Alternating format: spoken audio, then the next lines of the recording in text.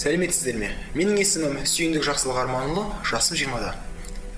Қазіргі таңда Мұхтар Әуезов атындағы Оңтүстік Қазақстан мемлекеттік университетінің 4-ші курс студентімін. Білім саласы, спорт саласы бойынша ірі жетістіктерге жетіп жүрген жайым бар. Білім саласында президенттік шәкіртақы иегерімін. Спорт саласында Номад ұлттық жауынгерлік өнерінен 5-ші дан қара белбеу иегерімін.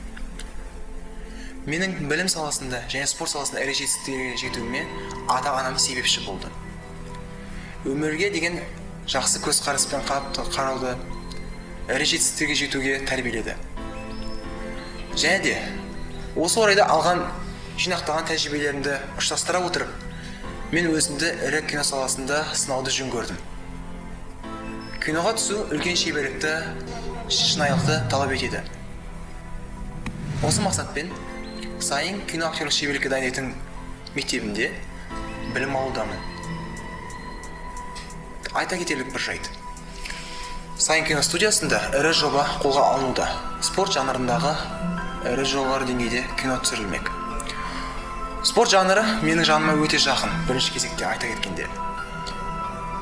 Өзім бағымды енді кино саласы бойынша ірі шеберлікпен ойнап шықсам деймін рөлімді. Жас талант.